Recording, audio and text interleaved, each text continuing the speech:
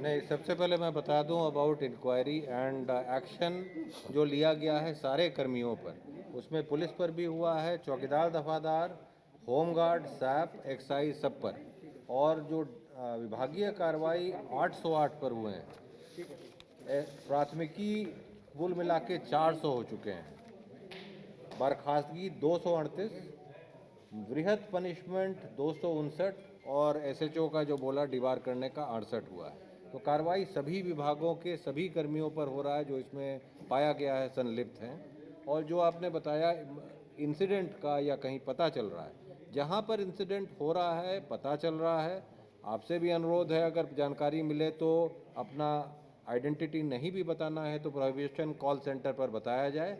और लगातार रेड्स हो रहे हैं। अगर फिगर आप जानना चाहेंगे तो जिस गति से रिकवरीज हो रहे हैं, अरेस्टिंग हो रहे हैं, वो पूर्व में कभी नहीं हुआ है, और ये गति हम लोग बढ़ाते जाएंगे और पूरी कड़ाई से कार्रवाई होगा। पटना जिला के लिए विशेष तौर पर डिस्कशन हुआ।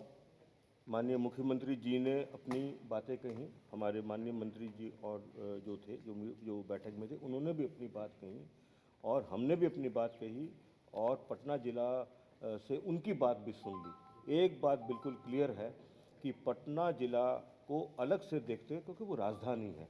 वो पूरे जो प्रशासन, पूरे सरकार की छवि होती है, तो पटना जिला को हम लोग विशेष तौर पर देखकर और उसमें और मजबूती से और अच्छे तरीके से इसमें कार्रवाई करेंगे, इसको इम्प्लीमेंट करेंगे, और जो लोग भी इसमें रास्ते में आने की कोशिश करेंगे उनके खिलाफ हम बहुत सख्त कार्रवाई करेंगे, चाहे कोई भी। हाँ, मैं जोर की इसमें सबसे जो इम्पोर्टेंट बात है वो ये है कि एक तो अपनी इंटेलिजेंस मशीनरी को गेयर अप करना है। हमारी जो इंटेलिजेंस मशीनरी है वो पुलिस हेडक्वार्टर्स के लेवल पर भी है और डिस्ट्रिक्ट लेवल पर भी है, और उनसे एक्शनेबल इंटेलिजेंस जनरेट करवा के और लगातार जो है वो रेड्स करनी है। लगातार जो शराबबंदी में विरोध उत्पन्न कर रहे हैं या शराब का व्यापार करने की कोशिश कर रहे हैं, उन पे सख्त से सख्त कार्रवाई करनी है। अगर हमारी सेंट्रल टीम यहाँ से जाती है स्पेसिफिक इन्फॉर्मेशन पर किसी भी ज़िले में कि और उसके किसी भी थाने में, और वो सेंट्रल टीम के द्वारा अगर किसी प्रकार की कोई रिकवरी होती है तो संबंधित थाना प्रभारी को तत्काल निलंबित किया जाएगा, और शो कॉज जो है वो हायर फॉर्मेशन पर भी किया जाएगा और जिम्मेदारी फिक्स होगी। ये दूसरा पॉइंट है। तीसरा पॉइंट ये है कि जो हमारा क्राइम की प्राइमरी ड्यूटी जो है, क्राइम कंट्रोल करने की, लॉ एंड ऑर्डर मेंटेन करने की, वो प्राइमरी ड्यूटी को किसी भी तरह से डाइल्यूट नहीं होने देना है, और इस ड्यूटी के साथ साथ बहुत ही मजबूत तरीके से बिल्कुल कमिटमेंट से ओनरशिप लेकर जो प्रोहिबिशन के जो लॉज हैं उसको एनफोर्स करना है, हर लेवल पर एनफोर्स करना है। जो वायलेटर्स हैं उन पे बहुत ही सख्त कार्रवाई करनी है। जैसे कि अगर किसी एसएचओ की शिकायत आती है तो 10 वर्ष के लिए उसे जो है वो एसएचओ का पद दोबारा नहीं देने की बात है, और अगर किसी का डायरेक्ट टाइप का कनाइवेंस आ जाता है तो उसकी जो है उसे सीधा डिपार्टमेंटल एक्शन करके उसे डिसमिस करना है। इसके अतिरिक्त मुख्यालय लेवल पर हर ऑल्टरनेट डे पर DGP, ACS home, excise commissioner हैं और आईजी प्रोहिबिशन है, उनके स्टाफ हैं, उनको रिव्यू करते रहना है कि जो भी डायरेक्शंस दी जा रही हैं वह डायरेक्शन किस हद तक ज़मीन पे उतर रही हैं, और इंश्योर करना है कि जो भी डायरेक्शन दी जा रही हैं वो हर हालत में ज़मीन पर उतरे।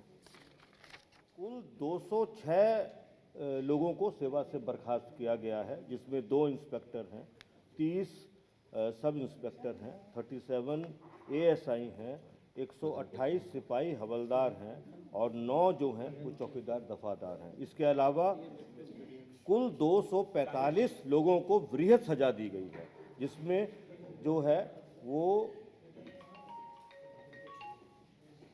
जिसमें हमारे सब इंस्पेक्टर्स भी हैं, इंस्पेक्टर्स भी हैं, और इसके अंदर सैनी भी हैं, सिपाही भी है और हवलदार भी है। इसके अतिरिक्त वर्तमान में अभी 654 डिपार्टमेंटल एक्शन अभी भी चल रहे हैं। इसके अलावा कुल 4 इंस्पेक्टर्स, 46 पुलिस सब इंस्पेक्टर्स, 46 ASI, 168 सिपाही हवलदार, 60 चौकीदार दफादार, इन सबके खिलाफ कुल 324 प्राथमिकी दर्ज की गई और जिनमें से 257 में आरोप पत्र समर्पित कर दिया। तो जब आरोप पत्र चला जाता है तो डिपार्टमेंटल एक्शन में डिसमिसल होता है। और इस पूरे आंकड़े से ये बिल्कुल क्लियर है कि कार्रवाई में कोई कमी नहीं है। एक बिंदु और कहना चाहूँगा उदाहरण के साथ, गोपालगंज की जैसे घटना हुई है, उस घटना में कम से कम 3 लोग को जस्ट 15-20 दिन पहले ही जेल भेजा था। वो बेल करा के आए हैं। इनफैक्ट उन 3 लोगों में से एक की मृत्यु भी हो गई।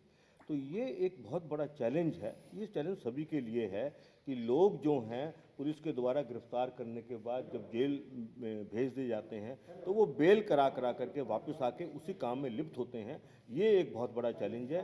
बिल्कुल इसी तरह का केस जो है वो कैमूर जिला में भी देखने को मिला था कि कुछ कैमूर जिला के और 1-2 उत्तर प्रदेश के लोग थे जिनको पुराने केस में घटना होने के 1 महीने से भी कम अवधि में जेल में भेजा था। वो बेल करा के दोबारा आए और दोबारा आने के बाद फिर उन्होंने जो है वो शराब बांटने का काम किया, लेकिन वो जो शराब थी उसमें जो मिथाइल अल्कोहल की क्वांटिटी जो है वो पाई गई, जिसकी वजह से लोगों की मृत्यु हुई।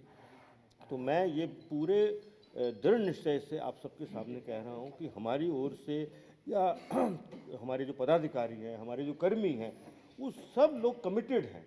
लेकिन कुछ लोग ऐसे हमेशा से रहे हैं और हमेशा रहेंगे, जो लोग जो हैं वो अपने निजी फ़ायदे के लिए या अपनी जो है अपने संपत्ति अर्जित इलीगल चौकीदार दफादारों से जुड़ा हुआ है। वो जो बिंदु है वो ये है कि जो चौकीदार की बुनियादी जिम्मेदारी है गांव के हर तरह गांव में जो भी गलत काम हो रहा है और इंक्लूडिंग शराब के बारे में भी कोई सूचना है वो उन्हें हर हालत में देना है। उनकी परेड पर वरीय पदाधिकारी भी जाएंगे और अगर जो है वो अपनी बुनियादी जो ड्यूटी है उसमें कोई कमी रखेंगे तो उन पर भी जो है वो सख्त कार्रवाई की जाएगी। चौकीदार हैं, दफादार हैं हमारे, और हमारा जो थाना लेवल है वो भी इंटेलिजेंस कलेक्शन का बहुत ट्रेडिशनल एक सोर्स रहता है। उनको भी उस काम में पूरी मदद करनी है और एक एलिमेंट ऑफ ट्रस्ट जो है वो चौकीदार, दफादार, थानेदार और वरीय पदाधिकारियों के बीच में ट्रस्ट और समन्वय स्थापित करना है। पब्लिक को अपने साथ रोप इन कर लेना है ताकि जिस प्रकार का सूचना, जैसे ही कोई सूचना मिले उसमें उनका नाम पूरा गुप्त रखते हुए और मजबूत से मजबूत कार्रवाई की जा सके। यही अभी बुनियादी बातें हैं, इन पर जो डायरेक्शंस हैं वो दिए गए हैं। इनका इम्प्लीमेंटेशन बिल्कुल सीरियसनेस से और इसके वायलेटर्स पे बहुत सख्त कार्रवाई करने की जो निर्णय हैं वह हुए हैं। निर्णय ये पहले भी थे, इनका इम्प्लीमेंटेशन पहले भी हुआ है। अब इन निर्णयों पर और सख्ती से इम्प्लीमेंटेशन करने की बात है। सिंघल सर,